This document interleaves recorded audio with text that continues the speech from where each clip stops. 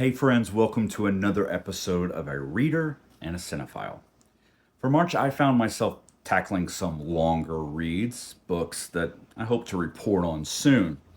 This means I only finished two books last month, but luckily for me, the gap between those two books was fairly wide, so it was also really easy for me to choose this month's recommendation, which is Catch and Kill by Ronan Farrow. Now, over the course of my life, I have wanted to be so many things when I quote unquote grow up. I've wanted to be a scientist, a marine biologist, a meteorologist, an actor, a broadcast journalist, and more recently, an executive director for a nonprofit. Journalism fascinated me to the extent that my undergraduate degree is in broadcast journalism.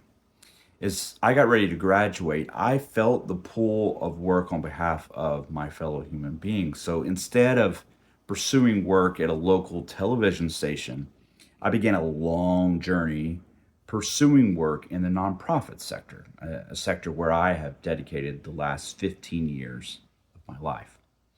But the journalism bug has never gone away. I love journalism. I tend to romanticize the work, but I love the idea of dogged journalists pursuing truth, overcoming roadblocks, and dedicating themselves to the full promise of our First Amendment rights.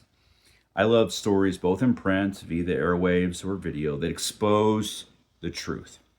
I'm also drawn to nonfiction and fictionalized accounts of journalists via books, movies, television shows, etc.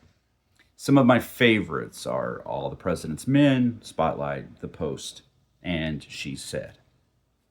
I picked up Catch and Kill by Ronan Farrow because I needed to better understand Harvey Weinstein's disgusting abuse of power and the system that allowed it to go on for so long. But I also found myself itching for a great story about a journalist doing all that he could do to reach the truth. With these hopes in mind, I began a journey that did not disappoint.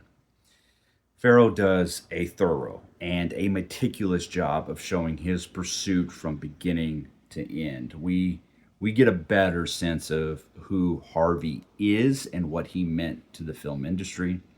We hear from his victims. We see Farrow chase down leads, sources, firsthand accounts, victim stories, and those who allowed these crimes to persist. We see what it means to take on powerful men and how hard they fight to remain in power. We also see what truth brought to light means to those victimized by this vile man. We also, unexpectedly, see Farrow wrestle with his own family's past. This book gives you the entire journalism process from beginning to end with surprising turns and twists and unexpected detours along the way. As I closed the book for the final time, I felt astonished by Farrow's tenacity, bravery, and self sacrifice. I also felt thankful for the thousands of journalists who do this work every day in hopes of better informing the public. This felt like a book that should be required reading in every journalism program. If I had found something similar to it while I was in college, my life might have been much, much different. And that is my recommendation for March. I want to thank you for spending a few minutes with me, but I don't want this to be a one-sided conversation. I want to hear from you too. What did you read last month? What really landed with you? I want to hear your recommendations in the comments.